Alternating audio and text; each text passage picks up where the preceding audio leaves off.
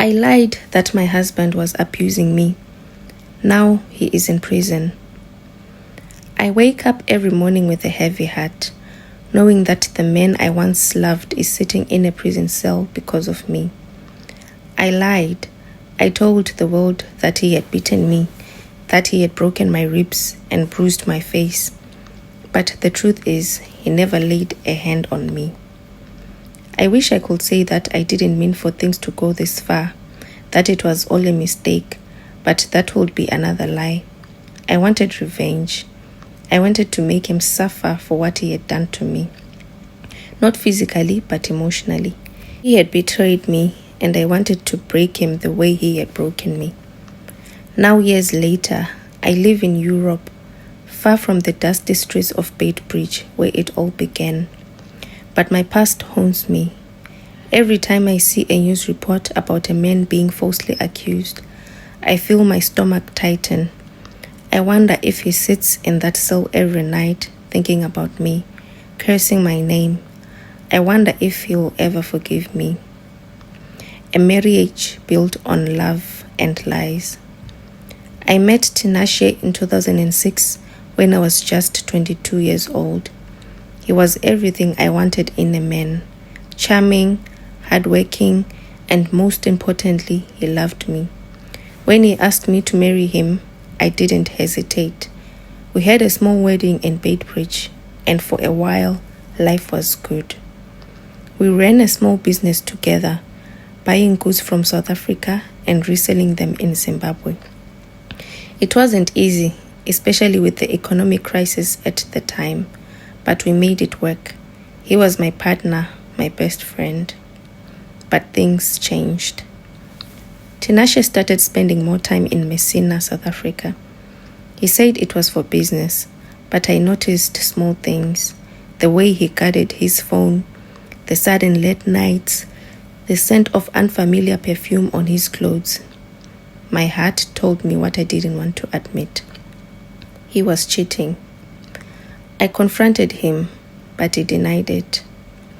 He swore he was faithful, but the messages I found on his phone told me a different story. Her name was Lisa, and she wasn't just some random woman. She was a young South African girl he had been seeing for months. My world crumbled. The man I had loved, the man I had built a life with, had betrayed me. I wanted to hurt him. I wanted him to feel the pain that was crushing my chest every time I thought about him with her. And so I did the unthinkable, the lie that changed everything. One night after another heated argument, I stormed out of the house and went to a friend's place. I sat there crying, shaking with anger. That's when the idea came to me. I took out my phone and sent a message to my cousin in Harare. Tinashe hit me. I'm scared for my life. It was a lie, a complete fabrication. But I didn't stop there. I took photos of old bruises on my legs, the ones I had gotten from a bed fall a few weeks earlier, and sent them as proof. I told my cousin that Tinashe had beaten me after I confronted him about Lisa. Word spread quickly. By morning, my family was calling me, demanding answers. I told them everything except the truth. They insisted that I report him. They said he deserved to be locked up. I hesitated, but deep down, I knew this was the perfect way to punish him. So I went to the police station. I sat across the officer, my voice trembling as I told him how Tinashe had attacked me, how he had pushed me against the wall, how he had punched me until I collapsed. I even forced out tears to make it more believable. By the end of that day, they arrested him. His pleas fell on deaf ears. When I saw Tinashe being led away in handcuffs, something inside me shifted. This was real. He looked at me with confusion, his eyes begging me to tell the truth. Maitadiwa, why are you doing this? You know I never touched you. But I turned away. His trial was quick. The so-called evidence was enough.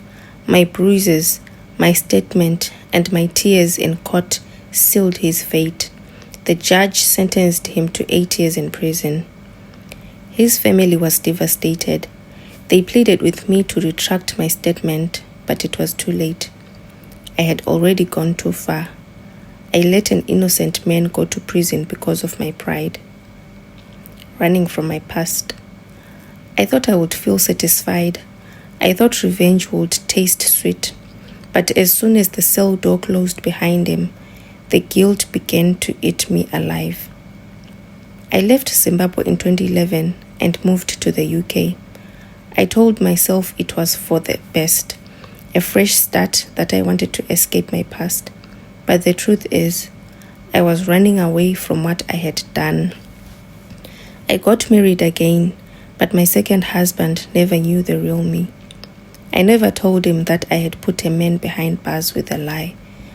I never told him that my heart still carries the weight of my sin. Seeking redemption. It has been years, but I still see Tinashe's face in my dreams. Sometimes in my nightmares, he looks at me with those same pleading eyes, asking me why I did it. I tried to reach out to his family once, but they refused to speak with me. To them, I'm a monster, and they are right. I've thought about confessing to the authorities, but what would that change now? Would they even believe me? Or would they say I'm only speaking out because of my guilt? I have even thought about returning to Zimbabwe, looking for him, and begging for his forgiveness. But would he even want to see me? I don't know if he has forgiven me. I don't even know if he is still alive. All I know is that I ruined his life, and no matter how far I run, I can never escape that truth. I have contemplated seeking spiritual guidance, but no amount of prayers will erase my past. My soul is burdened by the weight of my deception, and I fear that no amount of redemption will ever set me free. I have thought about writing to him in prison, but what would I say? That I am sorry, that I ruined his life over my own jealousy. Even as I try to live a new life, I know the past will always haunt me. The love we once had was shattered by my lies, and now I live with the consequences. I destroyed an innocent man, and I will have to live with that for the rest of my life.